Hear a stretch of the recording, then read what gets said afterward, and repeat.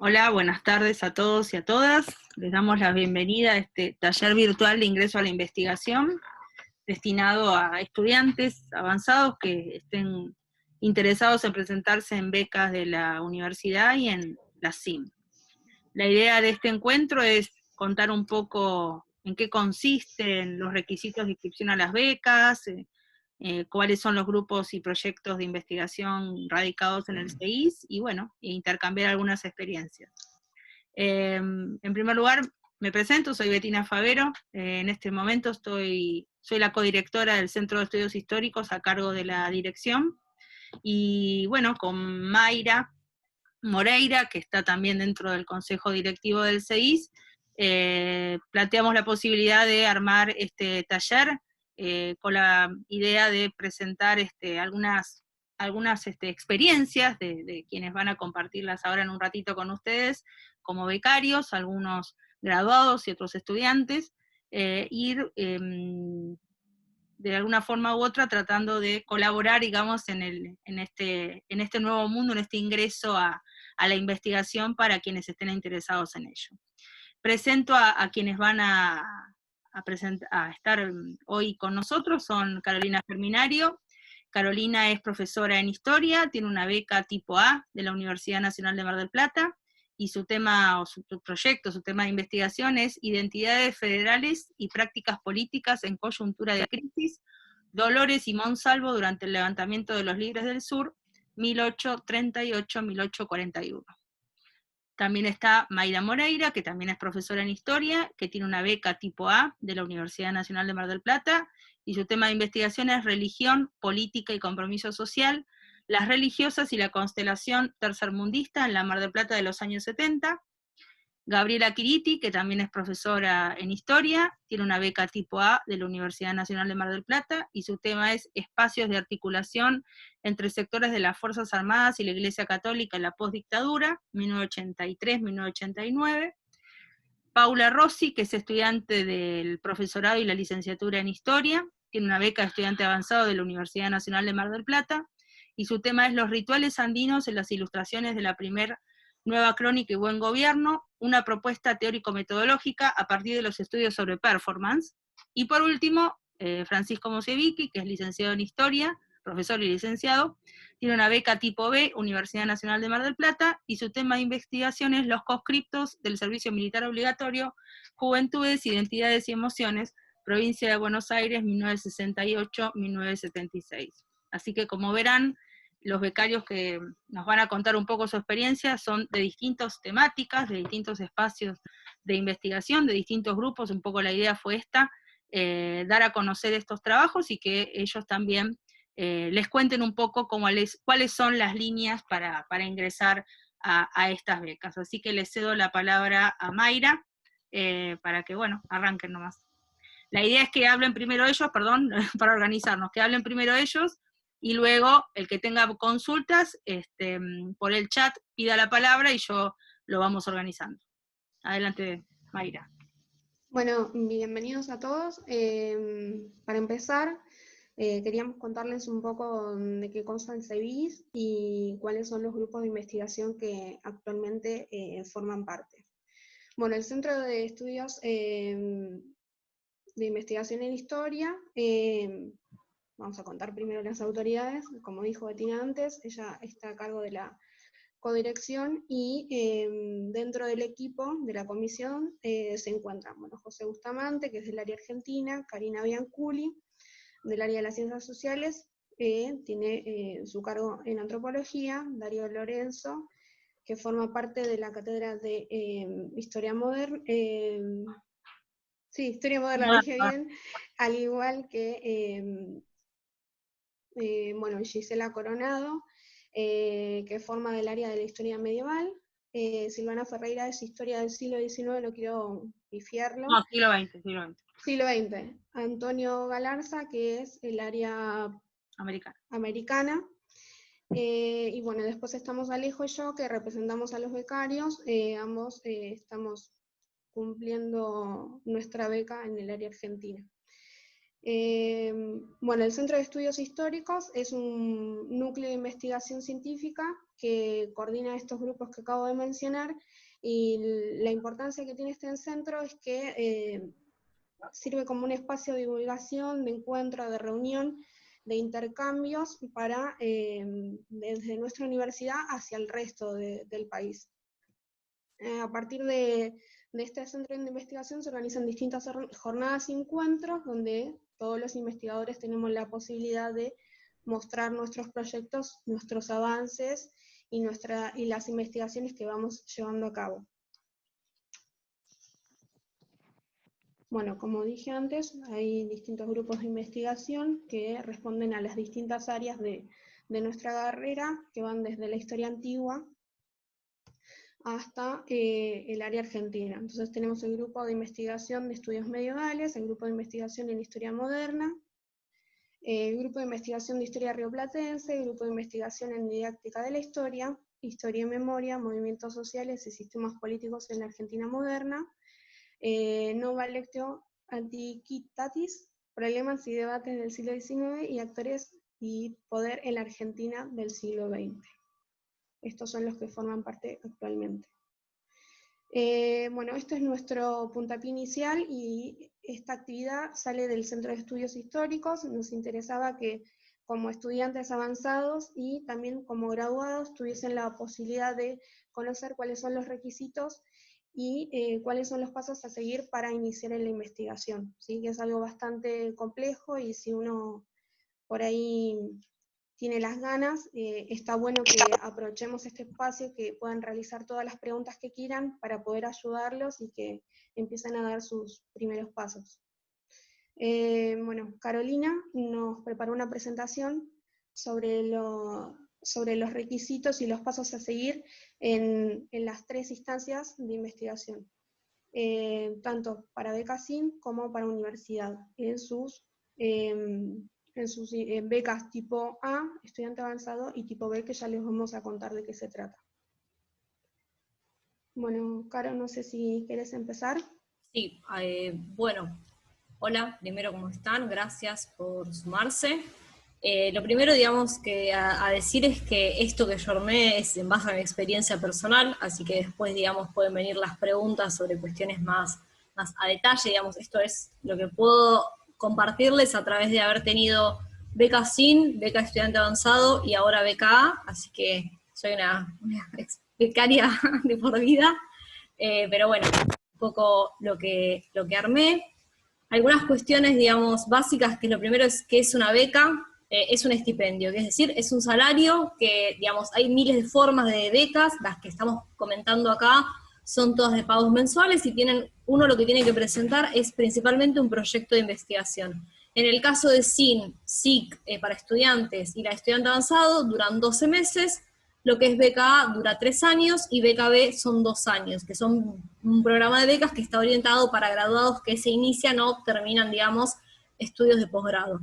Y como verán, las convocatorias para las becas, digamos, todas estas becas que hoy se pueden estar presentando, comienzan en abril del 2021. Sin embargo, ustedes están haciendo su presentación en octubre, con lo cual esos meses son importantes. Siempre que uno tiene que estar atento, como desde el año anterior se está pensando en insertarse a la investigación. CONICET, por ejemplo, es en junio la convocatoria, así que fíjense, de un año a otro hay que tener mucho tiempo de antelación. Y en lo que es a la documentación hay 2 grandes grupos. Uno tiene que ver con los antecedentes en sí, tanto propios como del director, directora y codirectores también, y el otro tiene que ver con el plan de trabajo, es decir, cuál es nuestro proyecto de investigación que nos interesa llevar adelante. Esto primero, que digamos, es algo importante, que es uno como estudiante, llegar a tener un director es todo un proceso, porque es cómo conoces a alguien que quiera ser tu director. Bueno, por lo general, cuando uno es estudiante, suelen ser esos directores de grupo de investigación, o gente que ya tiene, digamos, un cargo de profesor, y que por ahí, no sé, si supongamos que sos adscripto en una cátedra, bueno, entonces quien está a cargo de la cátedra y de tu adscripción, eventualmente puede convertirse en tu director de proyecto de investigación. En mi experiencia, digamos, y es una relación que es desigual, pero es simbiótica, porque tanto al director le sirve formar recursos y tener becarios, y también a uno le sirve un montón el acompañamiento y el tiempo que el director te dedica en leerte tus trabajos. Es un rol muy fundamental, porque uno deja de tener director, digamos, cuando ya es muy grande y muy avanzado, así que es una relación que puede ser bastante larga en el tiempo. Por otro lado, bueno, está la parte de los antecedentes. En general, digamos, puede ser que algunas becas pidan cosas diferentes, pero más o menos todas piden lo mismo, que tiene que ver con esto. Primero, ¿cuál es nuestra situación actual? Si somos adscriptos, ayudantes, si estamos en algún grupo de investigación o de extensión, y cuánto porcentaje tienen de la carrera en el caso de que sean estudiantes. Y después, los antecedentes, es decir, lo que podemos decir hasta ahora, acreditar que hicimos, que acá tenemos el promedio que puedan tener, el porcentaje de materias, si ya tuvieron adscripciones o ayudantías estudiantiles anteriores, otras becas anteriores, supongamos que se anotan a estudiante avanzado, por ahí ya tuvieron SIN o SIC, si participaron en jornadas como asistentes o exponentes, organizadores, si tienen alguna publicación, que esto puede ser alguna reseña, alguna cosa que hayan hecho, y otras actividades que se pueden hacer en el ámbito académico, como otros cursos, o si fueron jurados para un concurso, digamos, hay muchas cosas que se pueden poner en los antecedentes y que hacen.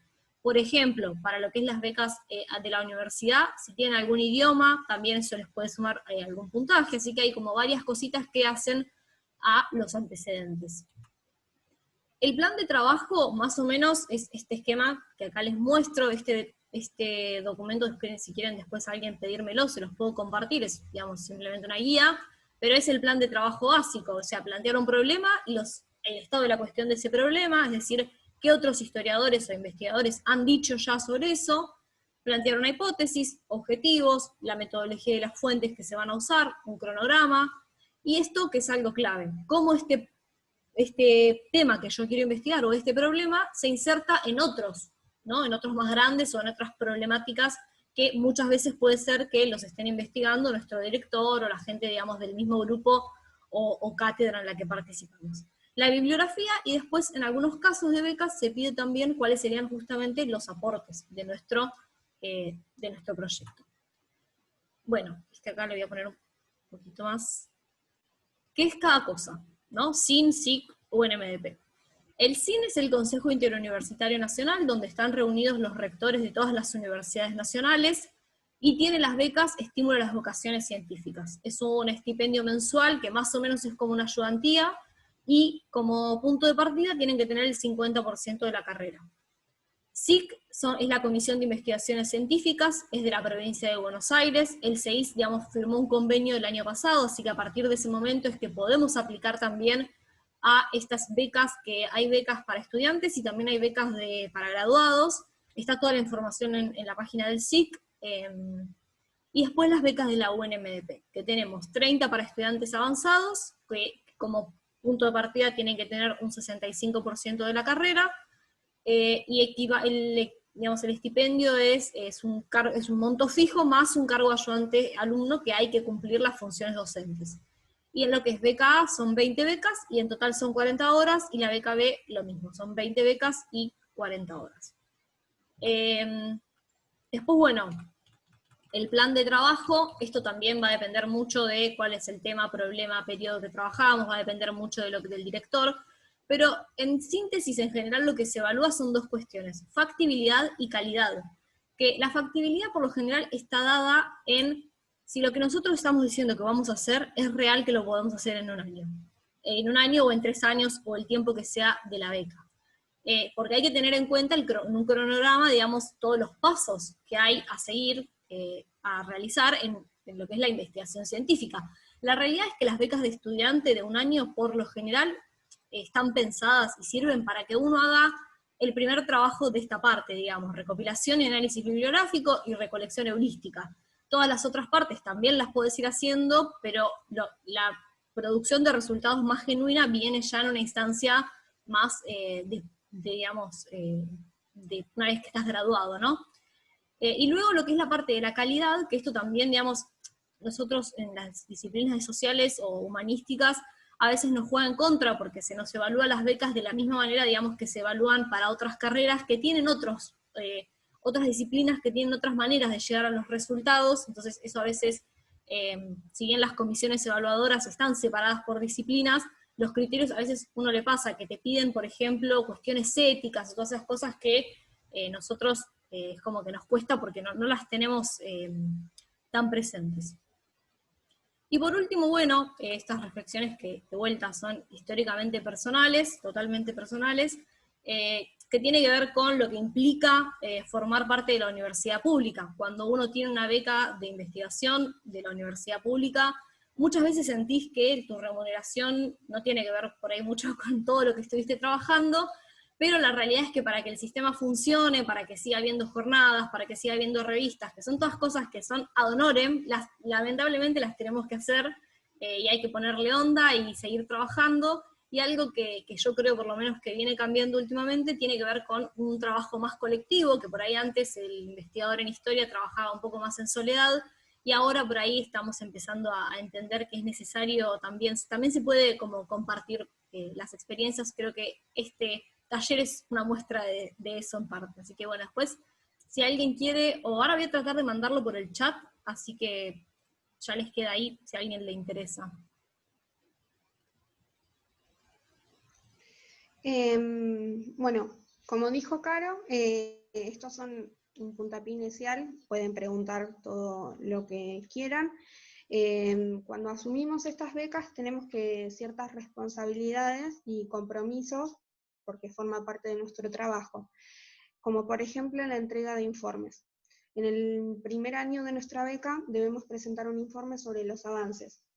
Suele pasar en muchas ocasiones que nosotros planteamos el problema o lo que queremos investigar, el tema que queremos investigar, y que el cronograma se puede ir corriendo por distintos acontecimientos. En este caso, por ejemplo, nosotros este año, frente a la pandemia, un montón de jornadas, congresos, no hemos podido participar. Entonces, básicamente, este año nuestros avances no han sido tan fructíferos como otros años. También otra dificultad que podemos encontrarnos es con respecto a la fuente o con la disponibilidad que haya de nuestros entrevistados o no, depende del tema de investigación. En el segundo año no presentamos un informe, sí lo presentamos al finalizar. Con respecto a nosotros, por ejemplo, los que se nos termina la beca el año que viene, el informe lo vamos a tener que presentar unos meses después, por lo general se presenta en abril. Una vez que termina esa beca, por ejemplo, si éramos estudiantes avanzados, al año siguiente, si no estamos recibidos o si estamos a unas materias de recibirnos, podemos volver a presentarnos, si no pasamos directamente a tipo beca para graduados. Y una vez que se cumple ese periodo, podemos aspirar a 2 años más, que es la beca tipo B, que después ya les vamos a contar más adelante. Así como se ha mencionado anteriormente, además de estos informes, debemos cumplir horas cátedra en alguna materia que nos interese. Lo hacemos entre el primer y segundo cuatrimestre. Eso depende del departamento o de lo que nos indique nuestro director o directora. No sé si alguien quiere preguntar algo, si algún compañero o compañera quiere decir algo. ¿Dudas?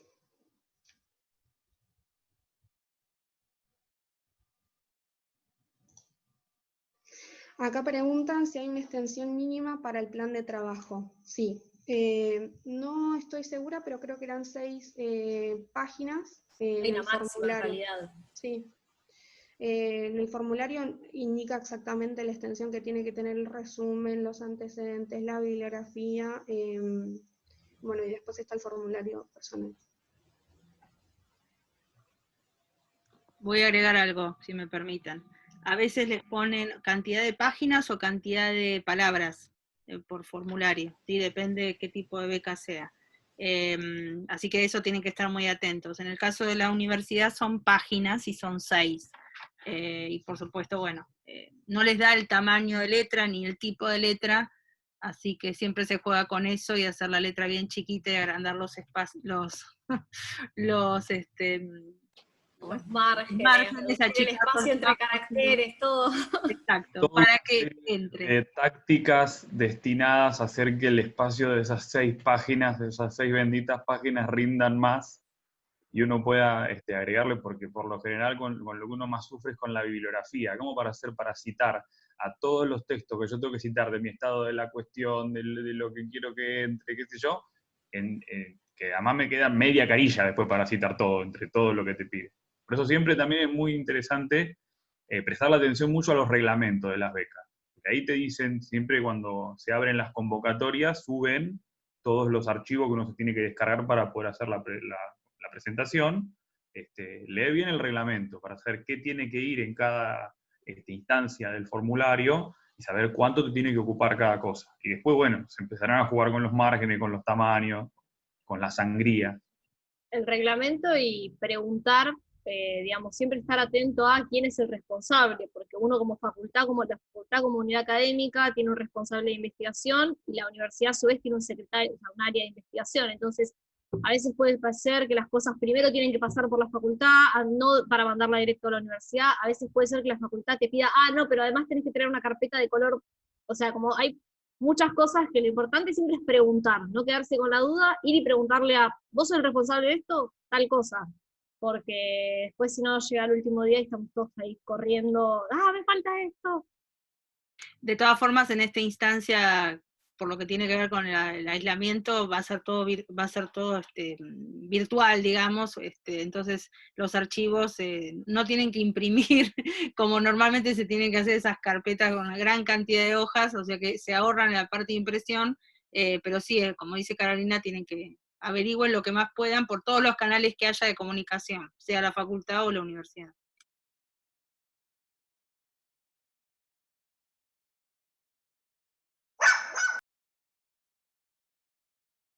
Hay 2 preguntas aquí. ¿Es obligatorio estar inserto en un grupo de investigación? Pregunta, perdón, no vi el nombre, Carla. En mi caso aún no lo estoy legalmente. No es obligatorio, perdón que me meta, no es obligatorio. En mi caso, cuando yo me presenté a estudiante avanzada, no estaba legalmente en el grupo, pero sí te suma. A partir del año que estás en el grupo, te suma puntaje, así que sería importante que si ahora no estás, trates de hacer ese trámite para que para la próxima vez que te presentes, te sume puntaje. Uno, si bien a veces no llega con los tiempos de las presentaciones o de las ascripciones, por ejemplo, la ascripción al grupo de investigación al momento de presentarse a la beca, puede pedir un certificado de que inició ese trámite para incluir en la carpeta, y lo cierto es que en algún punto uno tiene que estar incluido porque uno de los puntos que se piden en las becas, por ejemplo, es la vinculación de ese tema con el proyecto del grupo de investigación en el cual uno participa. Entonces, si bien puede que ahora no estén incluidas, sí es importante que, digamos, comiencen a tramitar eso y que esté en algún punto. Porque de todo lo que uno presenta, una documentación, digamos, provisoria, en algún momento tiene que presentar después el papel que lo certifica, ¿no? Por ejemplo, en la beca tipo A, uno al momento de inscribirse, te dicen que se tiene que inscribir en un posgrado. Entonces, o que tiene que estar inscrito en un posgrado por lo menos para el segundo año de la beca. Entonces, en el primer año no pasa nada, pero cuando pasaste al segundo año, ya presentaste el informe de avance, ahí tenés que presentar el certificado de que, no sé, te inscribiste en la maestría, por ejemplo. Y un dato a tener en cuenta para las becas SIN es que se pide que formen parte de un proyecto de investigación, no de grupo. Ojo que son 2 cosas distintas, ¿sí? En las CBC SIN piden proyecto, en las de la universidad piden grupo. Pero bueno, es todo lo mismo básicamente, pero el proyecto forma parte de un grupo. O sea, un grupo puede tener varios proyectos de investigación. Carolina Gallo pregunta, si sos estudiante avanzado, ¿tenés que presentar informe o directamente la investigación concluida? Informe, siempre informe. SIN también tiene informe. Y la de estudiante avanzado también tiene informe de avance a los 6 meses. Supongo que ahora igual debe estar todo un poco más demorado por la pandemia, pero sí, a los 6 meses y al año, 60 días después de terminado el año de la beca, informe. Sí, en realidad uno no presenta la investigación concluida, no es que te piden desde la Secretaría de Ciencia y Técnica que uno presente la tesis, por ejemplo, cuando termina la beca. Sí tiene que presentar un informe explicitando cuáles fueron los resultados de esa investigación. Hablando mal y pronto, te dimos toda esta plata, ¿qué hiciste con eso mientras la estabas cobrando?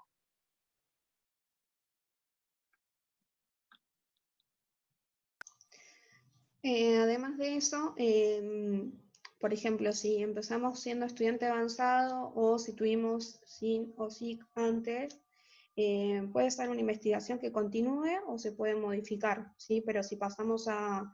lo que no podemos hacer es cambiar el tema de investigación en esa beca que nos han adjudicado, ¿sí? En el informe se puede plantear que el tema de investigación, por alguna razón, por ejemplo, por disponibilidad de fuentes, no puede continuar o hasta ahí se llegaron los avances, pero se puede modificar en la instancia siguiente. Aquellos que acceden a beca tipo B, como condición, tienen que estar anotados en el doctorado.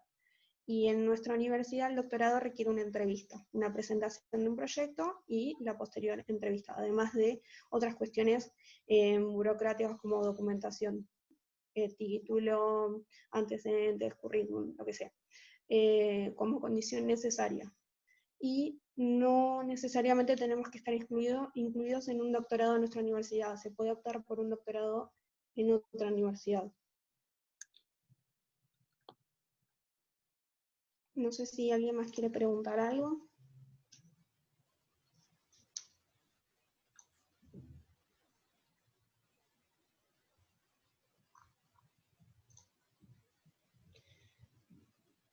¿Quieren que pasemos a las experiencias? Paula, ¿querés empezar? Dale. Bueno, hola, mi nombre es Paula y actualmente estoy con la beca de estudiante avanzado. El año pasado me presenté a la SIN y a la estudiante avanzado, entonces también en el caso de poder, por las diferencias de porcentaje de materias que piden, recomiendo presentarse a las dos. Hay pequeñas diferencias en ambos formularios, pero con respecto a la extensión y todo eso, pero es más que nada lo mismo, así que recomiendo como esa posibilidad.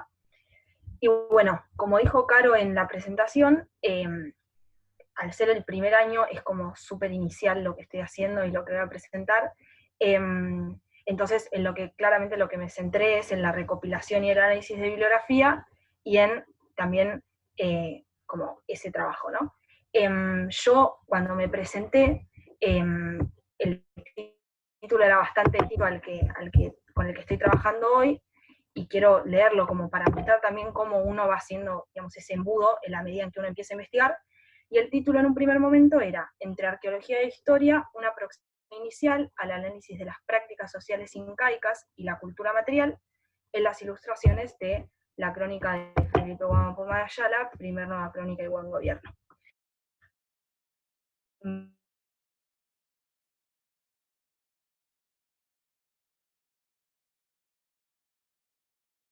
En ese trabajo inicial, o lo que yo había presentado, era, por un lado, el contexto en el que se había escrito la crónica, una aproximación a quién era el cronista, o qué estudios había hasta el momento. Por otro lado, digamos, la consideración de las ilustraciones como fuente histórica documental y cómo podía trabajar un poco con eso. Y por otro lado, analizar, digamos, quiénes intervenían en las prácticas sociales, es decir, agentes humanos y no humanos que intervenían, el análisis de la materialidad, la agencia y demás. Entonces, también como recomendación o cuestión que me fue muy útil, no solamente para armar el estado de la cuestión, sino también para entender qué era lo que estaba haciendo, es la lectura de manuales o de capítulos de trabajos sociales. No solamente de, en este caso, el periodo de conquista, del Tahuantinsuyu y digamos como cosas medio generales, sino también discusiones sobre otras crónicas, ¿no? En realidad uno puede llegar al problema de investigación de distintos medios. En mi caso es a partir de una crónica. O una fuente, ¿no? Entonces, ver trabajos iniciales que discutían esa crónica, que la vinculaban con otra, que, digamos, esas relaciones fue lo necesario para hacer el estado de la cuestión y para insertarme como en esto. También la lectura, digamos, de gente que ya hubiera trabajado la crónica. Entonces, encontrar eso, figuras como muy importantes dentro de la antropología, la arqueología y la historia, que ya habían trabajado con la crónica, me dio también el conocimiento, que también es necesario, por supuesto, para el estado de la cuestión, sobre qué era lo que había hasta el momento, ¿no? Es una crónica muy conocida, por lo tanto, quizá en ese caso es muy útil o está muy bueno proponer como la vinculación con otros documentos o una metodología de análisis que uno considere como innovadora, o que hasta el momento no se había relacionado con esos estudios.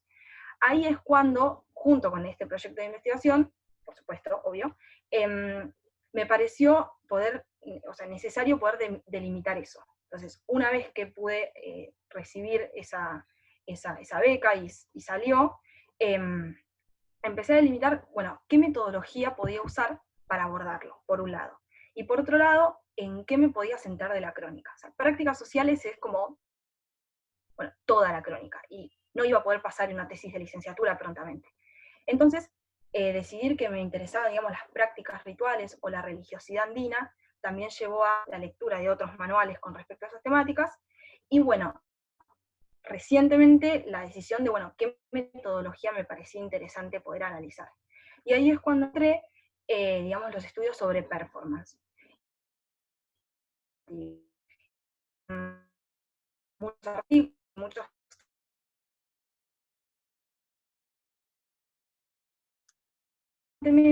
había la consideración de las ilustraciones como una posibilidad de analizar el performance. En muchas de las ilustraciones de Wampoma se grafican acciones. Entonces me parecía interesante poder dar cuenta, digamos, de esa agencia, a partir de esa metodología, que quizá es una perspectiva que se usa mucho en los estudios de género, pero que me parecía muy, muy útil traer acá. Y bueno, es algo que estoy definiendo, ¿no? Como ahora las becas UNMP son de, como dijo Caro también, de 12 meses, pero está la posibilidad de la prórroga, ¿no? Que es como en la medida en que uno no se graduó, poder continuar con esa investigación. Entonces, en ese momento, obviamente que se esperan los resultados de los informes, pero también, bueno, un pequeño avance. Entonces, básicamente, más que pequeño avance, es definir esa metodología. Entonces, en este año me dediqué a eso, a la lectura como de cosas medio generales sobre la crónica y qué era lo que podía proponer yo, y ver qué metodología podía utilizar en esos términos. Así que esa es mi experiencia. Bien, Paula, entonces ahora en esta nueva instancia, ¿vos a qué tipo de beca aspirarías? ¿O continúas en la misma? Sí, en realidad a lo que aspiro en lo próximo es poder obtener esta prórroga, que igual esta prórroga es medio año. Por todo esto de la pandemia no pude hacer las prácticas, entonces en el año que viene sería muy interesante poder aspirar a la beca tipo A y poder, digamos, continuar con la investigación en el proyecto. Creo que me gustaría poder tener la tesis terminada antes de la beca tipo A, o sea, tener la tesis de licenciatura terminada el año que viene, sería muy útil eso. Todo depende, obvio, de la prórroga, de las posibilidades y de las condiciones, pero me gustaría eso, como seguir, digamos, más allá de que todo puede cambiar, como el área americana, es un espacio que me interesa mucho. También está bueno ver esto, ¿no? Como muchas veces pasa que uno dice, bueno, mi director es, por ejemplo, ¿no?, la persona que dirige un grupo o que está a cargo de la materia a la que me interesa, pero también está bueno ver cómo en las investigaciones hay veces que, por situaciones, no se anclan únicamente en una sola materia, ¿no? Uno puede analizar una propuesta teórico-metodológica que se puede anclar, no sé, en práctica histórica, pero también puede ser algo relacionado con Argentina 2, o bueno, casos, ¿no? En mi caso es como un medio entre precolombina y americana preindependiente, ¿no? Entonces como que uno va orientando eso, entonces a mí me interesa mucho el área americana, eso es como algo seguro. Bien, gracias, Paula. Caro, ¿querés continuar vos? Bueno, yo empecé, hago un poquito como más de mi trayectoria, digamos, como para compartir la experiencia como becaria. Tuve beca SIN en el 2017, empecé con un proyecto que se proponía analizar el levantamiento de los Libres del Sur contra Rosas como una práctica política, digamos, era así, fue simplemente eso, fue leer todo lo que había sobre el levantamiento y empezar a definir algunas ideas sobre qué me interesaba del levantamiento, pero ese primer año fue leer mucho sobre Rosas, leer sobre el levantamiento, leer todo lo que había escrito desde digamos, bibliografía económico-social sobre cómo era el entorno de la campaña en la primera mitad del siglo XIX. Fue un año muy bibliográfico. Ese año, digamos, presenté a estudiante avanzado, y con la beca de estudiante avanzado ya empecé a definir más algunas cuestiones que tenían que ver con los aspectos, si se quiere, más jurídicos, territoriales de la campaña de Buenos Aires vinculados al levantamiento. Y hoy, o sea, en este momento que tengo BKA, lo que estoy es, digamos, estoy estudiando la maestría, estoy ya cursando los seminarios, me falta dentro de todo poco, digamos, para terminar de cursarla. La maestría también acá en la Facultad de Humanidades, que para los graduados de la facultad es gratuita, así que eso es importante saber, que los posgrados acá en Humanidades para graduados propios son gratuitos, que es un montón, porque realmente los posgrados, o sea, por ahí hay un montón de opciones, pero en todos hay que pagar, así que eso es algo para tener en cuenta. Y es lo que estoy haciendo, que ya estoy, digamos, en la instancia final, es terminar la licenciatura, la tesis de licenciatura, que parece que no, pero a veces se hace larga, sobre todo cuando uno, bueno, en general sí, Fran dice, en general realmente son caros los posgrados, así que tener la posibilidad de hacerlos, y realmente está buena la propuesta de acá, digamos, viene gente, este fue un año complicado, pero en todo el país, pero en general vienen investigadores de otras universidades, así que está buena la propuesta de posgrados.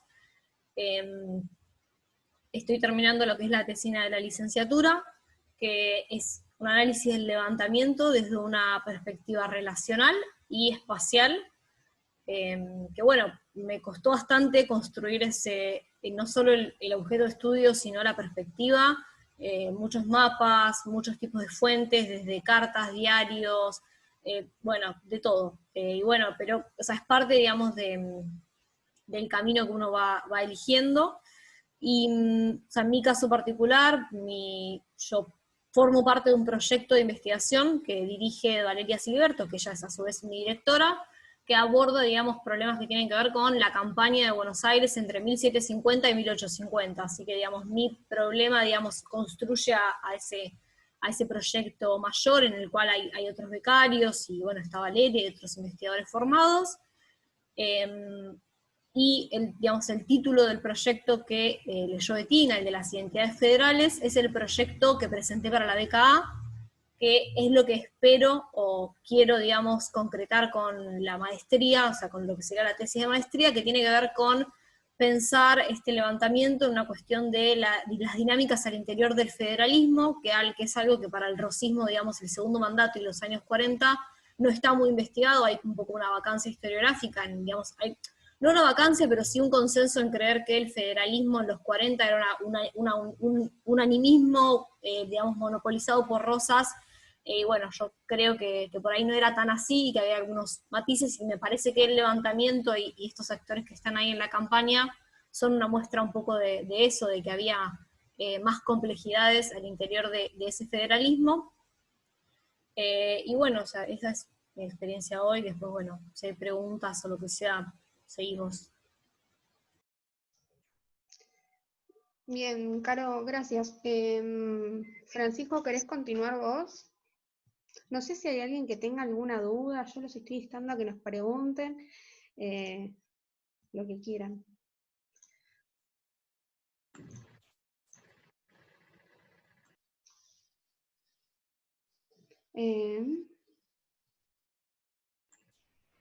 Bueno, nada, hacer siempre estos racontos de experiencias y demás me hacen sentir bicentenario.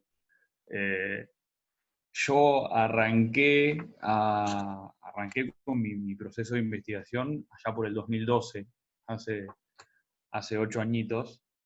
Tuve mi primer beca SIN en el 2013. Pensar en esto me plantea la siguiente pregunta: ¿cómo llegamos al tema de investigación? Porque eso a veces es lo más difícil. Y la primera pregunta que me respondo, la primera respuesta que me doy a esa pregunta, que un poco la dijeron Paula y Carolina, es: no se llega al tema de investigación una sola vez. Uno está redefiniendo el tema de investigación todo el tiempo. Digamos, las becas te sirven por ahí para hacer como digamos, como puntos si esto fuese un juego de video, para hablar en términos más contemporáneos serían como el momento en que vos podés guardar la partida y seguir avanzando.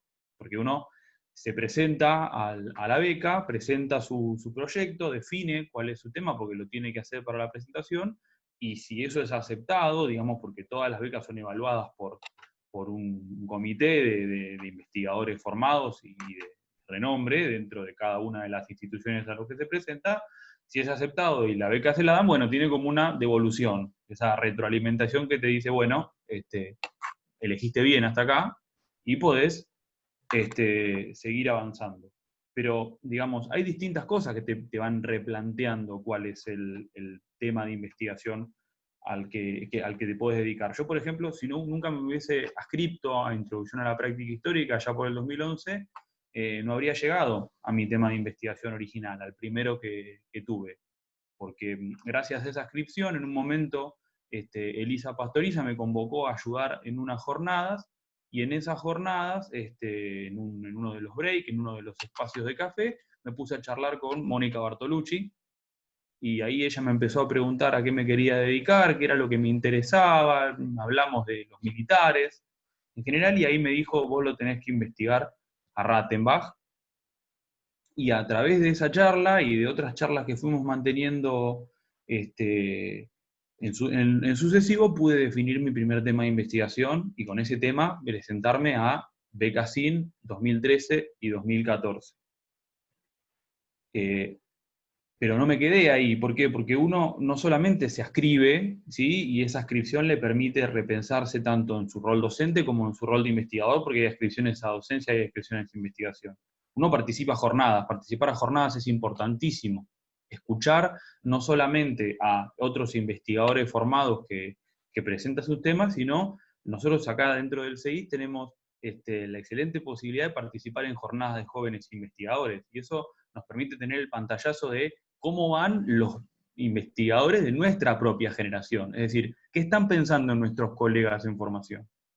Eso no ocurre en todo lugar, así como no ocurre en todas las unidades académicas, en todas las instituciones, que los posgrados sean gratuitos, y eso por lo general, para reforzar la idea que marcaba Carolina, es lo que menos suele ocurrir. Yo tuve la posibilidad de ir a un workshop el año pasado en Buenos Aires, donde hablé con colegas de Rosario, con colegas de Luján y demás, y ellos laburan para poder pagarse el posgrado, digamos. Nosotros tenemos la suerte de poder dedicar los estipendios de nuestras becas a solventarnos, por ejemplo, a hacer la tesis, o ir a hacer archivo, o viajar a hacer otras jornadas. Ellos necesitan becas para poder pagarse el posgrado. Entonces, milito siempre esta cuestión de nuestra facultad.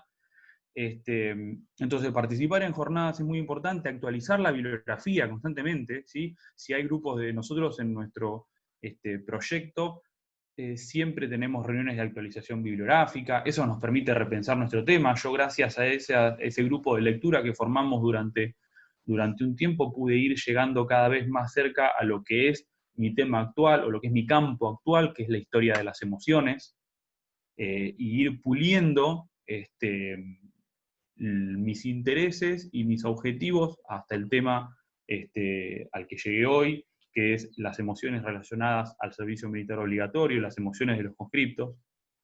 Y mientras tanto uno va pasando por distintas becas, y a veces la cuestión de ir redefiniendo el tema te puede jugar en contra, como a mí me pasó en estudiante avanzado.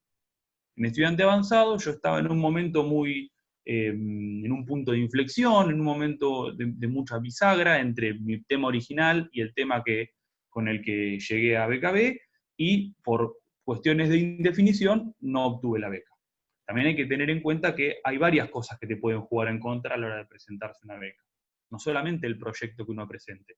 La dirección es muy importante y también te puede jugar en contra. Digamos, cada director es especialista en un tema. Y si uno se presenta a una beca con un director que por ahí no es el especialista en ese tema que uno se está presentando, y eso puede ser evaluado de manera negativa por quienes se encargan de otorgar las becas. Lo mismo pasa con el promedio, digamos. Uno hace lo que puede en la carrera y se esfuerza todo lo que puede, pero es una cuestión cierta que uno, para poder presentarse una beca, tiene que tratar de tener el mayor promedio que se pueda tener y la menor cantidad de plazos. Cuanto más bajo sea el promedio y mayor cantidad de plazos se tenga, más difícil es que nos otorguen la beca, sobre todo en los espacios en los que uno se presente. En beca SIN, digamos, no hay tanto problema porque no es un espacio, no es el espacio más competitivo, pero mientras uno se va acercando a CONICET, se va complicando más la situación. La cantidad de años que uno tarda en hacer la carrera también puede jugar en contra. Es decir, uno tiene que tratar de tener el mayor promedio posible, el mejor promedio posible y la menor cantidad de años. Y yo recuerdo, cada vez que cuento esto, la charla de ingresantes que tuvimos allá por el 2010, donde nos dijeron que estaba muy bueno anotarse en el profesorado y en la licenciatura a la vez. Y yo lo hice. Y he aquí un problema. ¿Por qué? Porque uno por lo general se recibe de profesor antes de recibirse de licenciado. ¿Y qué pasa? Uno se recibe de profesor y lo primero que quiere hacer es ir a trabajar de profesor. Entonces empieza a tomar horas, empieza a meterse en el sistema educativo y demás, y dar clase en escuela media e investigar a veces no son dos actividades muy equiparables o que vayan de la mano. Entonces eso va haciendo que la tesina de licenciatura se dilate. Y eso va haciendo que el tiempo que uno tarda en recibirse de licenciado se alargue. Entonces, hablando, sobre todo el año pasado, cuando estábamos en la comisión de actualización del plan de estudios y demás, y se puso muy en boga el tema de la licenciatura, pensamos que en realidad lo ideal sería anotarse en el profesorado, recibirse de profesor y después hacer el trámite de homologación de las asignaturas.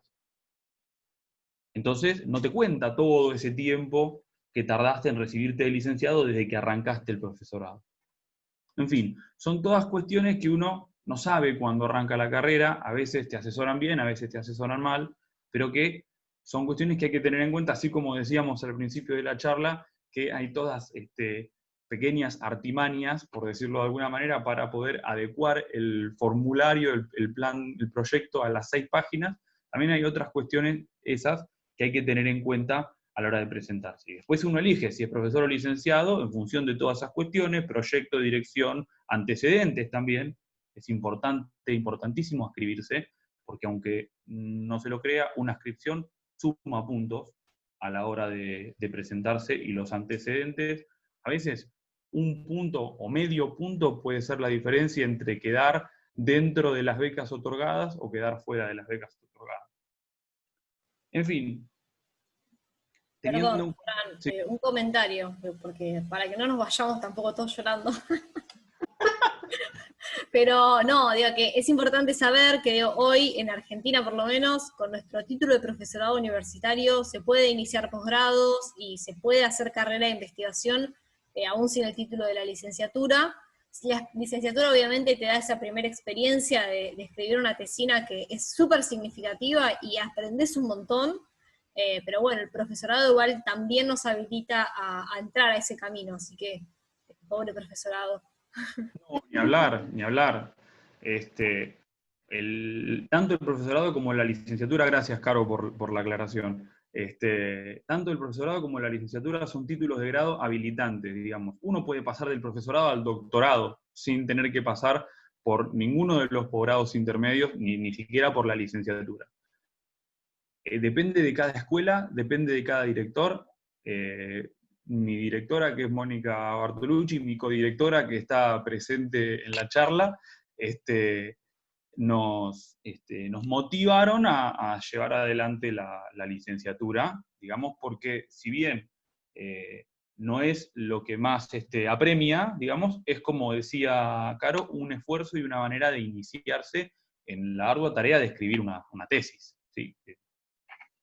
Que no es moco de pavo, digamos. En fin, de esa manera hemos llegado a mi situación actual, que me encuentro en la beca B. Y la beca B es todo un desafío, porque uno tiene que estar anotado en el doctorado, ¿sí? Yo estoy anotado en el doctorado nuestro, en el de la Universidad Nacional de Mar del Plata, el doctorado en Historia.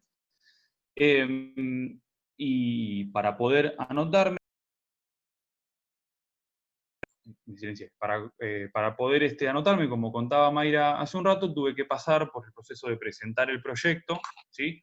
A medida que uno va avanzando en la carrera, los proyectos son cada vez más complejos, y requieren cruzar más variables y tener el estado de la cuestión más consolidado y presentar una mayor cantidad de fuentes a analizar y después someter ese proyecto a una entrevista, ¿sí? Que se hace con la comisión académica del doctorado, y en función de eso uno recibe luego la respuesta si es aceptado o no es aceptado. Y finalmente se ingresa. Un par de cuestiones también, qué sé yo, a mí me sirvieron ir dándome cuenta mientras iba haciendo este proceso para cerrar mi intervención. Digamos, las becas tienen sus propios ciclos. Hay momentos en los cuales se generan cuellos de botella y momentos en los cuales se abre la posibilidad de ingresar. Un cuello de botella para mí es mi propia experiencia, nuevamente lo digo, fue estudiante avanzado. ¿Cuál es el tema? Todos los investigadores que se van formando en estudiante avanzado se presentan a esa beca. Luego, cuando se reciben, todos se presentan en tipo A y en CONICET. Algunos son aceptados en CONICET y renuncian a las tipo A, y los que no son aceptados en CONICET o no se presentaron en CONICET se presentan a la tipo A. En tipo A se abre un poco el panorama, porque como les decía, algunos terminan siendo aceptados en CONICET. Y por lo general, en mi propia experiencia, todos los que son aceptados en tipo A, si continúan con su labor de investigación, son aceptados en tipo B, porque como que se va respetando los mismos elencos, digamos. Con lo cual, cuando uno entra en ese sistema y uno se gradúa y entró en tipo A, después eso, por lo menos hasta tipo B, se puede continuar. La pandemia nos impone un desafío, pero bueno, ahí vamos. Así que, si alguno tiene, acá pregunta Carla, ¿pasaste en tu caso por la tipo A? Sí, pasé por la tipo A. Me anoté primero en tipo A, ¿sí? No quedé en estudiante avanzado, me anoté en tipo A, quedé en tipo A, ya había solucionado esos problemas de definición, como les había comentado, del proyecto, quedé en tipo A y 3 años después me presenté a tipo B, ya anotado en el doctorado, y también quedé, y mi beca se termina en marzo del año que viene.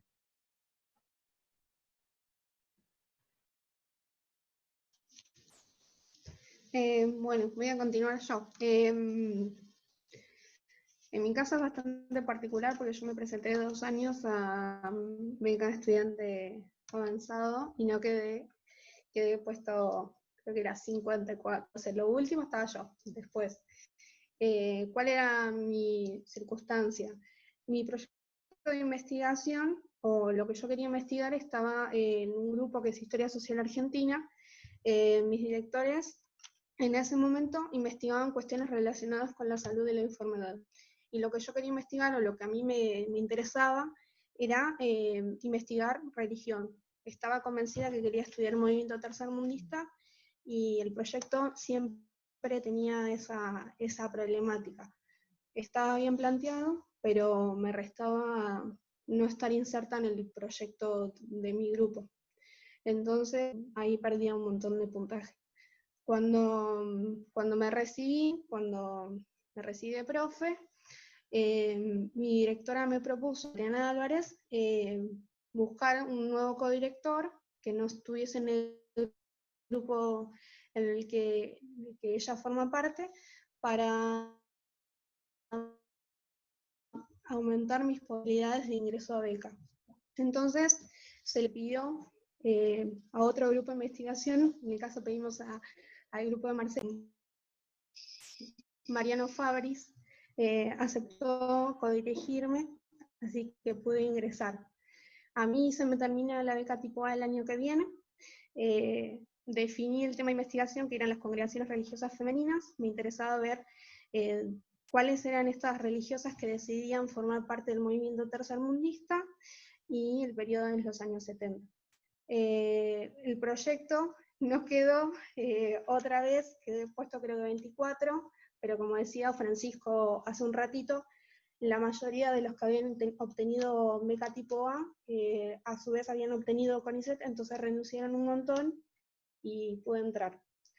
Uno de los problemas que yo tenía es que tengo un aplazo, entonces mi promedio ha bajado un montón a raíz de ese aplazo.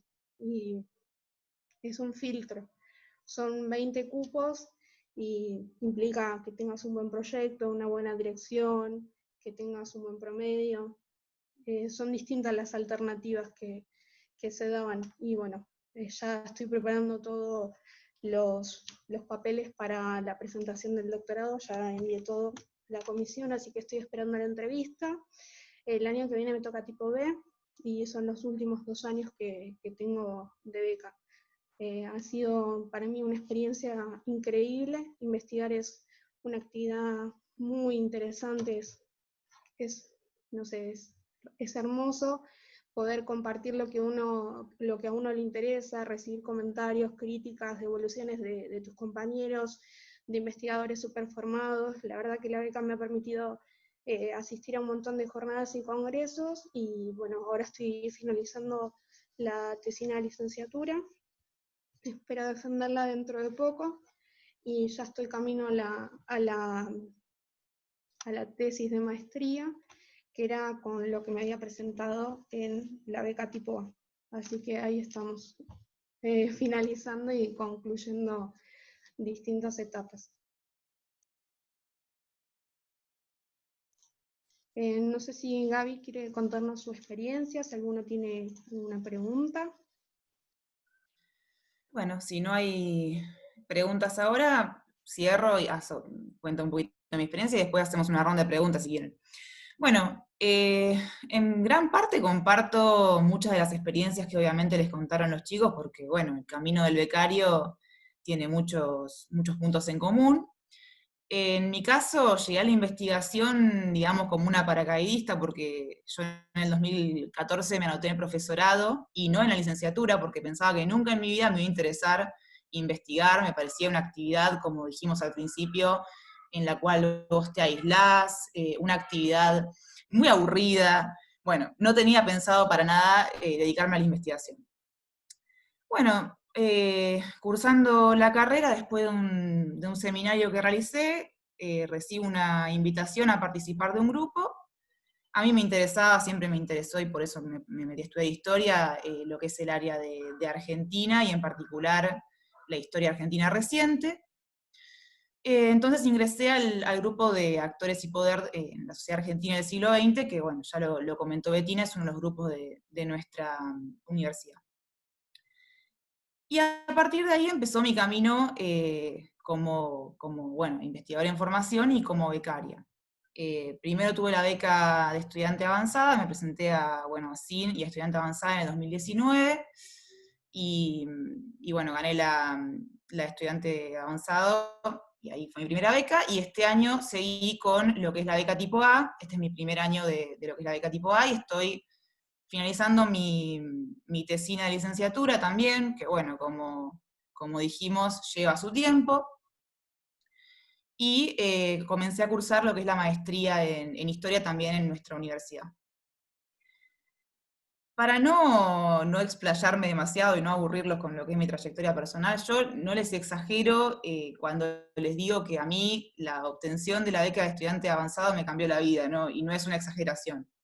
Porque realmente con eso y con las horas de clase que comencé a dar en escuela media, pude renunciar a mi otro trabajo. Yo trabajaba otra cosa que no tenía nada que ver con la historia, como quizá le pasa a muchos de ustedes, y empezar a vivir mi profesión de una forma total, ¿no? Dedicarme a lo que me gusta, y aprendí muchísimo, cosas a las que nunca pensaba que me iba a dedicar, como participar en un montón de proyectos e iniciativas de la universidad, más allá de la propia investigación. Y es como decía Caro al principio de la charla, uno de repente se encuentra haciendo un montón de cosas distintas y trabajando muchísimo, y más allá de lo propio, ¿no? Y dice, bueno, la verdad, todo este trabajo es un montón, pero está buenísimo, y no es para nada la actividad cerrada que yo pensaba que era investigar. Es compartir todo el tiempo, es charlas, es debates, es, bueno, sacando la pandemia, es encontrarse en los espacios de la universidad, y realmente es una experiencia que está muy buena y que abre un camino más allá de lo que es la docencia, que es lo que muchos a veces esperamos cuando ingresamos a la universidad a estudiar historia. Realmente las becas permiten abrir otro panorama, otro camino, otra actividad que es súper gratificante como es la investigación, que ya creo que lo dijimos todos en nuestra recolección de experiencias, lo lindo que es dedicarse a esto que a uno le gusta. Así que bueno, por mi parte, realmente todo el esfuerzo realizado, créanme que vale la pena, es lo que les puedo decir, y que el tema se va construyendo, como dijeron los chicos, y las preguntas que tenemos de investigación siempre van variando. Y eso es lo que hace tan rica esta actividad, que constantemente estamos variando, obviamente dentro de los límites del campo de nuestro interés, estamos buscando nuevas preguntas y nuevas respuestas para esas preguntas. En mi caso también, el tema que les mencionó Bettina, que yo comencé a investigar, fue lo que presenté a estudiante avanzado, y después a partir de eso fui construyendo otro proyecto. Para mi tesis de licenciatura me fui centrando más en uno de esos espacios de articulación entre las Fuerzas Armadas y la Iglesia Católica que yo pretendía investigar. Fui dejando de lado otros espacios que quizás había trabajado en su momento. Entonces uno va definiendo ese camino y nunca deja de aprender en ese proceso. Y las becas son, en ese sentido, una gran oportunidad. Así que bueno, espero que todos los que están acá presentes las puedan aprovechar, y ahora sí, si tienen alguna preguntita, dejo abierto para que nos consulten.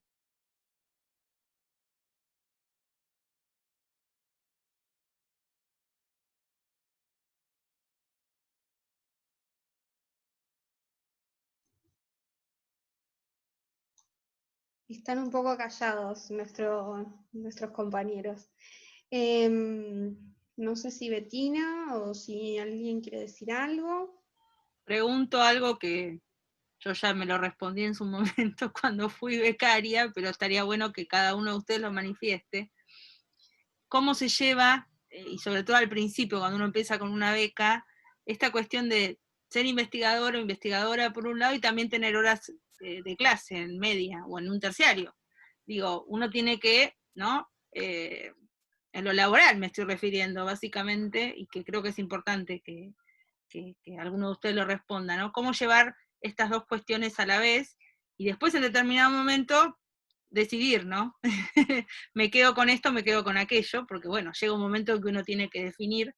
En mi caso fue cuando entré en CONICET, pero digo, es un periodo que lleva tiempo, ¿no? Que no es rápidamente, no es que uno tiene la beca tipo A y ya dice, bueno, no doy más, no tomo horas porque estoy fantástico, no. Realmente a veces es necesario tener esas dos actividades, entonces cómo se llevan, ¿no?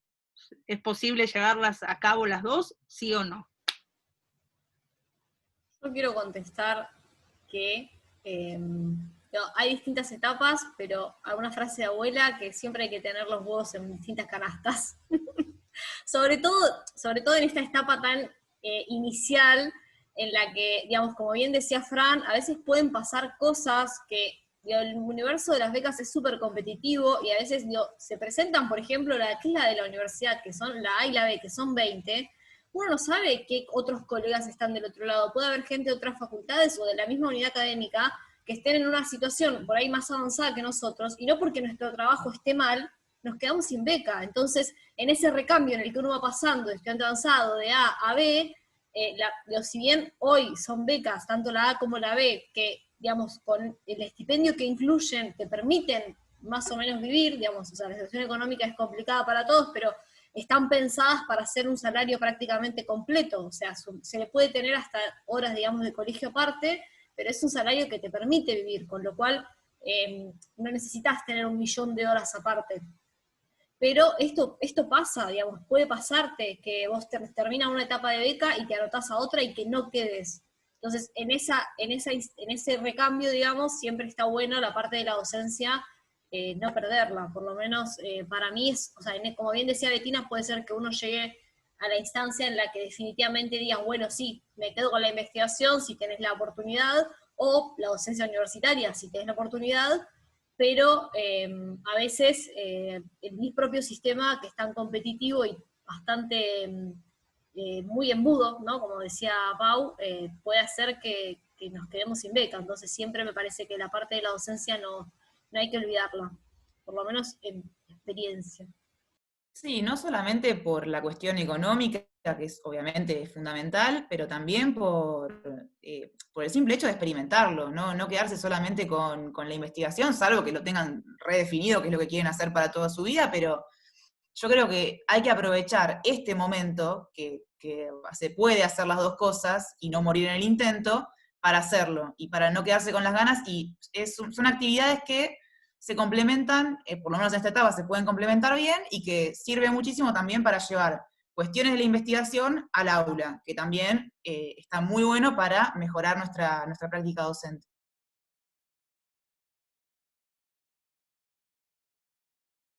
Bueno, en mi caso, para aclarar, podemos tener hasta 10 horas de colegio, 10 horas cátedra en un colegio, ya sea público o privado. Es difícil, la verdad que no es una actividad sencilla porque o por ahí los reglamentos internos dentro de la universidad y dentro de la educación media no son complementarios. Por ejemplo, tenemos muy pocos permisos para asistir a jornadas y congresos.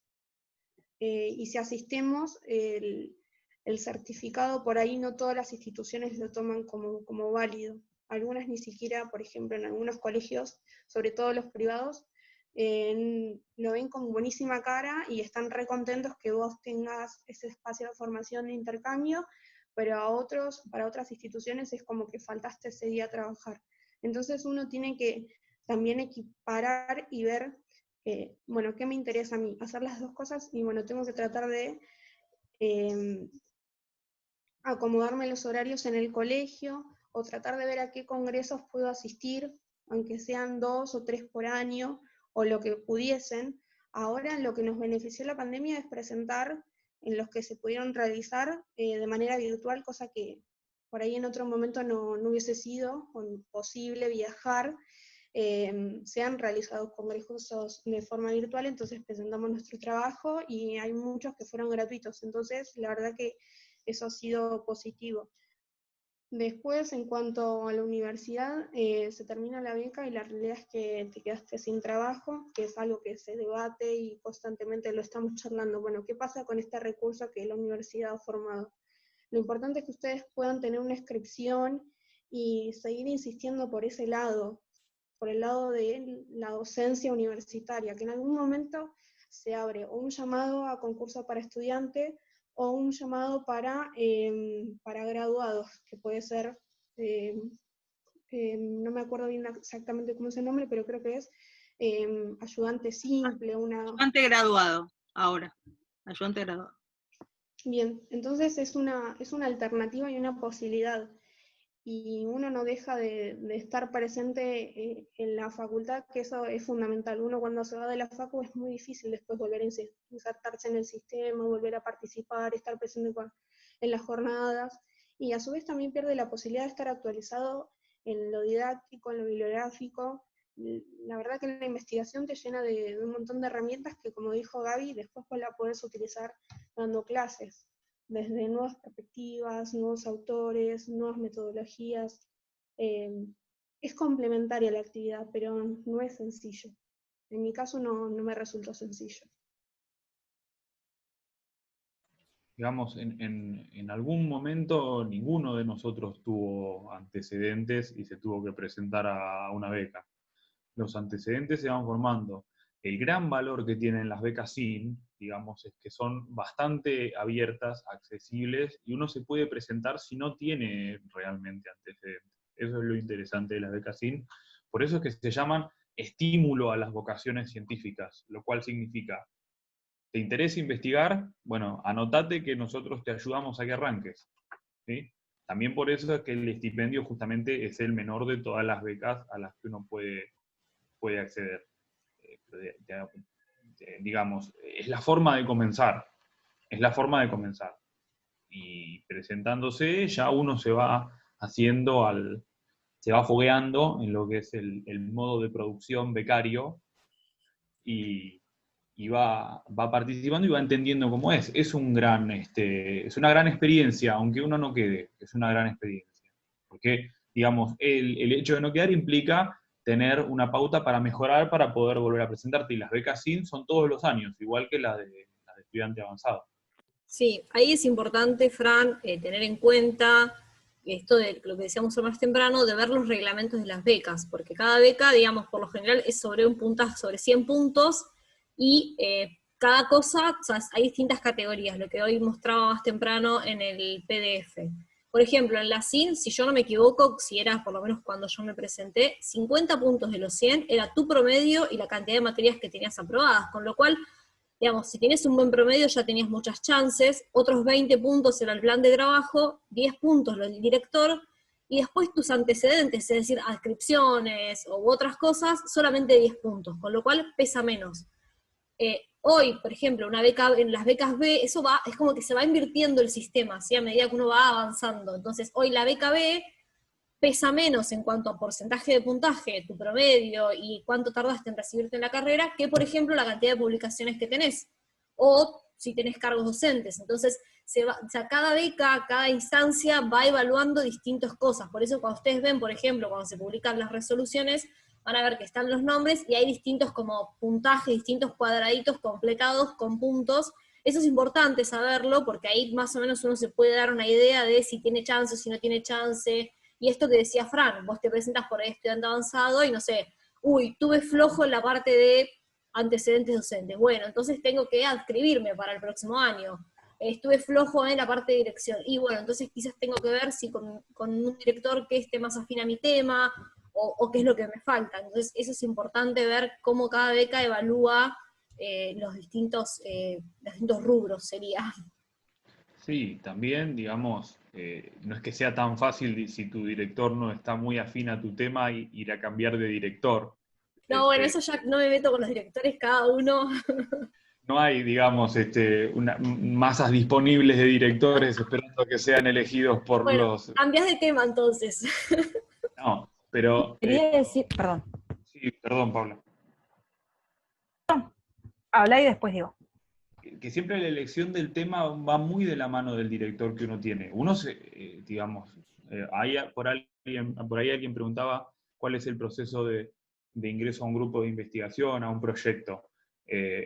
Uno, digamos, yo ingresé a mi grupo de investigación a través de la inscripción, ¿sí? Me gustaba introducción a la práctica histórica, me escribía práctica histórica, la titular de práctica histórica era Elisa Pastoriza, el grupo en el que estoy es el de Elisa Pastoriza, no el proyecto, ¿sí? Porque dentro de cada grupo a veces hay varios proyectos. Dentro del grupo dirigido por Elisa Pastoriza está también el proyecto que dirige Mónica Bartolucci, yo fui para ese lado. Pero por el lado de la inscripción fui llegando hasta el grupo de investigación. A veces los grupos de investigación, que no es lo que suele ocurrir, hacen como convocatorias más abiertas o publican una reunión para que aquellos que les interese investigar vayan y ingresen, pero siempre uno tiene algún docente con el que por ahí se lleve un poco mejor o tenga un poco de más afinidad y se le acerca, le dice, mirá, me quiero escribir, quiero investigar, y a través de esas relaciones es que se va acercando. Y también en la elección del tema. Por lo general, el director tiene un tema que quedó ahí pendiente en el tintero y en función de la charla con el futuro becario, van trazando un alineamiento y al final se termina definiendo de esa manera. Es un proceso complejo. Están preguntando por los límites de edad, eso es importante marcarlo, chicos. Sí, es 30 años la SIN. ¿Y la UNMDP tiene también? En la SIN creo que se eliminó el límite de edad este año, si no me equivoco, porque CONICET eliminó los límites de edad el año pasado. Y las becas de estudiante de UNMDP, si no me equivoco, esto igual lo podríamos chequear con el reglamento, no tiene límite de edad, pero lo que sí tiene la beca B es la cantidad de años de los que te graduaste. Creo que no puede ser que hayas, digamos, ay, ¿cómo sería? Vos te graduaste y no pueden haber pasado más de 7 años desde que te recibiste para presentarte a la beca. O sea, que en realidad no tiene que ver como con tu edad particularmente, sino como con cuándo terminaste la carrera. Pero eso hay que leer bien en detalle el reglamento que está en la página de la universidad. Bien, o sea que la SIN es libre, digamos. Pensé que Yo tenía, estoy bueno, re bien. 90% segura que este año ya no tiene más límite de edad. Sí, en un primer momento estaba la fecha 30 años a marzo del año que viene y después la tacharon. Pero fue ahora, Perfecto. que estuve Sí, viendo. fue algo de Otros oro. días. Sí, cambió la resolución y me parece que está subida en la página de la universidad, Sí. la modificación. Buenísimo. La fecha de inscripción para becas estudiante avanzado, tipo A o tipo B, son del 1 de octubre hasta el 31. ¿Sí? Ese es el periodo de inscripción. Y después la evaluación, por lo general, suele ser un mes antes que te dan el resultado. Empieza a circular o empezás a trabajar en abril del año que viene. Beca SIN, me parece que hay tiempo hasta el 26. Sí. O sea, están a tiempo de empezar ya con el proyecto, buscar director y todo lo que implica. Y los papeles burocráticos, que son Sí. unos cuantos. Por suerte este año no tenemos que ir con todos los antecedentes a sellar a decanato, sino que va todo digitalizado, que no implica que después lo tengamos que llevar en papel.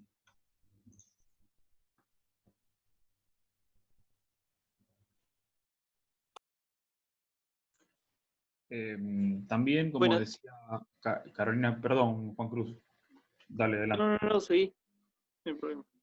Siempre estoy interrumpiendo a alguien, me van a echar de la conversación.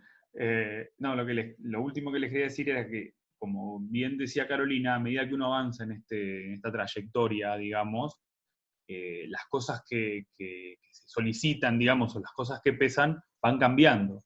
Al principio, cuando uno se quiere presentar a beca SIN o a beca de estudiante avanzado, son muy importantes las jornadas en las que uno participa, ¿no? Al principio, en la beca SIN son importantes las jornadas en las que uno asiste, digamos. Entonces uno tiene que asistir a la mayor cantidad de jornadas posibles para juntar esos papelitos de asistente y poder presentarlos junto al currículum. Después, es importante las jornadas en las que uno expone, digamos. Entonces, en la que uno presenta una ponencia y después es importante las publicaciones que uno tiene, digamos. Entonces ya ser expositor en una jornada no te remite, no te genera tanto beneficio como publicar un artículo en una revista. Y bueno, va avanzando. Por suerte llega hasta las publicaciones, porque lo que más pesa como antecedente en el currículum son las publicaciones en la revista. Incluso, aunque no lo crean, más que un libro. Bien Sí, indicada. las publicaciones bien, revistas bien. Vamos a hacer todo otro taller sobre el mundo de las publicaciones. En qué revista se publica, qué es núcleo básico, cuándo una revista está bien indexada, digamos. Ese puede ser otro taller, la próxima edición. Sí, sí. Juan Cruz, no sé qué querías decir. Sí, no hay problema. No, quería consultar porque ustedes habían comentado el requisito acerca de la pertenencia a un proyecto de investigación. Y quería preguntar específicamente qué pasa si uno es parte de un proyecto, pero el tema al que se quiere dedicar no es específicamente al que está dedicado el proyecto. Es lo que me pasó a mí, que antes había dicho que como mis dos directoras eran, el grupo estaba radicado en un proyecto que tenía que ver con la salud y la enfermedad y yo no quería, o en ese momento no me interesaba, hoy por ahí estoy más cercana porque fui descubriendo otras facetas que me acercan más al proyecto, me restaba puntos, pero supongo que es algo que vos tenés que hablar con tus directores porque seguramente ellos puedan conseguir o un director, porque hay un banco de directores, hay un listado de posibles candidatos, entonces por ahí si en el grupo en el que vos estás no te interesa o no, o la temática que a vos querés investigar por ahí no está muy vinculada, se puede buscar un codirector que esté más asociado a tu tema y después el responsable que sea del proyecto en el que vos estás trabajando o participando. No dejes de presentarte y no dejes de plantear esta circunstancia porque les pasa a muchos cuando recién estás empezando, por ahí no encontrás la beta para acercarte al proyecto, o por ahí ya es un proyecto que está en curso mucho antes de que vos estés participando. Entonces, los proyectos van cambiando constantemente, no es que son fijos y estáticos en un grupo. Por lo general siempre abren nuevas convocatorias, a veces son más abiertos, otros no tanto, pero plantea esta circunstancia para que te puedan guiar y te puedan saber responder qué es lo más conveniente para que vos quedes en este caso. Gracias. Sí, además tener en cuenta que los distintos proyectos de investigación de los que cualquier becario o becaria tiene que formar parte, cada 2 años se renuevan, tengan en cuenta esto, o sea, cada 2 años quienes estamos a cargo de un proyecto de investigación tenemos que presentar un nuevo proyecto de investigación, o sea que la renovación es constante. Quizás el tema que a vos te interesa, Juan Cruz, puede estar ligado a ese grupo de investigación, o se puede pensar en un proyecto a futuro en el que vos te puedas insertar. Siempre es importante charlarlo, porque si estás en ese grupo, vos estás bien, estás cómodo, así que está bueno que lo puedas dialogar con los directores o las directoras. Ahí preguntan si ser parte de un grupo de extensión y haber participado en distintos proyectos de extensión cuentan como antecedentes en las becas de investigación. Pregunta difícil, vamos a decirlo. La tendría que contestar Cruz, que sabe más de cosas de extensión, pero no sé si Por finalizada la charla, muchas gracias. La respuesta como más, creo, sincera sería que no mucho, en realidad. Lo que me parece es que, digamos, a través de la extensión uno puede ser que presente algún resultado en algún evento científico y esa presentación sí, o puede ser que, ahora Cruz, ahí te paso la palabra, puede ser que hagas alguna publicación a través de la actividad de extensión, eso sí cuenta. Pero Cruz, ¿querés que por ahí ya vos has tenido beca de extensión, podés contar como... Bueno, en realidad un poco el tema de la beca de extensión, o sea, no de la beca de extensión, del ejercicio de la extensión en sí misma, es como todavía, hoy por hoy, está poco valorada en lo que es el ámbito más como académico, puro y duro, ¿sí? De evaluación. Lo que dice Caro es central. Muchas veces la extensión es como la puerta de entrada a, por ejemplo, sumar una publicación en una revista, por ejemplo, o a tener una publicación o la compilación de un libro, o a la participación en una jornada específica. La realidad es que cuando vos vas y te presentás a beca CIN o a beca de estudiante avanzado, no hay un espacio donde vos tengas y a donde vos se te evalúe con una buena mirada o con un buen número sobre ese trabajo. Yo creo que la extensión también es muy rica y se está revalorizando. Hay todo como una nueva mirada sobre la extensión, está viendo un montón de cursos, está viendo un montón de artículos que están saliendo para revalorizar la extensión y ponerlo a la altura de la investigación, pero hoy por hoy tu trabajo de extensión, salvo que vos apliques a una beca de extensión de tu grupo, porque eso también es otra cuestión, vos en el mundo de la extensión, a medida que pasa el tiempo, los grupos de extensión crean distintos proyectos, y a veces, a medida que se van consolidando, la Secretaría de Extensión les asigna cierta cantidad de becas. La beca en sí misma, el estipendio es exactamente el mismo que de ayudante de estudiante avanzado, ¿sí? O sea, es ese estipendio. Lo que no tenés son aportes jubilatorios y tampoco tenés obra social. Pero el estipendio es el mismo, dura 8 meses, igual depende mucho de qué grupo y de cuánta plata le dieron a ese grupo, pero si vos tenés la posibilidad de acceder a esa beca, si vos tenés un trabajo previo en ese grupo de extensión y en ese proyecto de extensión, ahí sí vas a poder tener una ventaja sobre quienes no han hecho trabajo de extensión para ese grupo o extensión en general.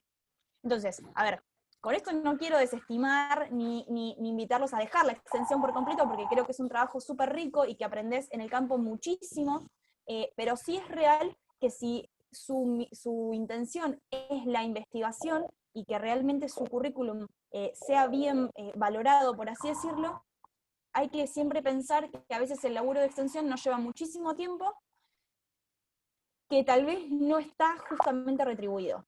en estos parámetros de evaluación. Obviamente que todo suma, pero no tanto como si sumaría por ahí la inscripción a un grupo de investigación o a un proyecto de extensión, como más o menos para ir a ese lugar. Algo parecido podría pasar si alguien se presenta una beca de extensión y tiene muchos antecedentes en investigación, tampoco. Es lo mismo, o sea, son como canales, digamos, de formación, y que, como dijeron los chicos, sí puede ayudar a tener antecedentes, un artículo, una publicación, participar en un grupo de investigación, eso ayuda, obviamente, no lo desestimes. Hay algo que por ahí nos dijimos también, que es que a medida que uno va entrando en este camino de la investigación y vas recorriendo distintas becas, se va valorando la especialización. Si bien uno cuando empieza la carrera dice, ay, voy a un congreso de medieval, voy al de moderna, voy al de Argentina, va a todo porque estás empezando y querés aprender, y está buenísimo porque en cada evento uno conoce gente y aprendes un montón. Sí se va valorizando que a medida que vos vas profundizándote, especializándote en un tema, tengas, digamos, antecedentes en ese tema, que tus publicaciones estén vinculadas a tu tema problema, que los congresos a los que vas sean de tu tema problema, digamos. Hoy la disciplina está hiper especificada, entonces cada área tiene como sus nichos, y que uno participe de esos ámbitos se valora muy bien. Y por el contrario, digamos, ya ha habido casos en los que se sabe por ahí públicamente que por ahí, no sé, alguien no queda con ISET porque por ahí tiene como un currículum súper diverso, en el que ha estado en un montón de cosas, y eso por ahí desde las comisiones evaluadoras se considera como que es disperso, ¿no? Como que no le vas a dedicar al 100% a tu trabajo específico que estás proponiendo. Entonces está bueno también en algún punto uno centrarse y decir, bueno, yo me quiero dedicar a este área, a este campo, lo cual no quiere decir que después uno pueda ir ajustándolo, ir haciendo cambios, pero bueno, eso también es importante tener en cuenta.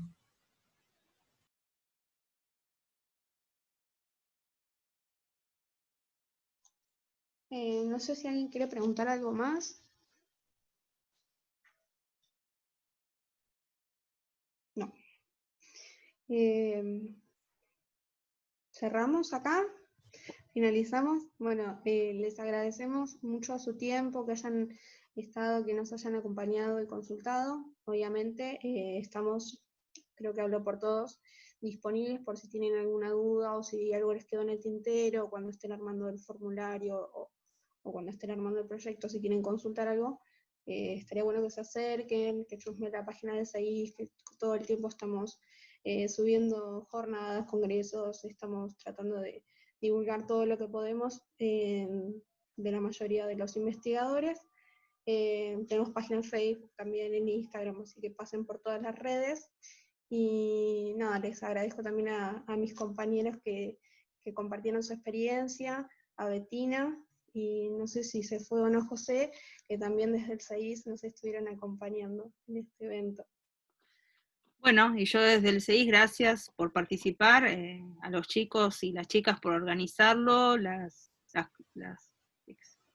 lo que han contado cada uno creo que es sumamente interesante como para que los ayude en el futuro a quienes quieren ingresar en este mundo de la investigación. Así que bueno, nada más que eso, agradecerles, y bueno, me alegro, acá los chicos están poniendo que están más orientados, así que ha sido productiva la charla. Mil gracias a todos, y bueno, después este taller lo vamos a subir a las redes para que también, si quieren volverlo a ver o escuchar alguna cosa que les quedó en el tintero, aquí está. Así que bueno, muchísimas gracias a todos por participar. Adiós. Gracias. Chao, gracias.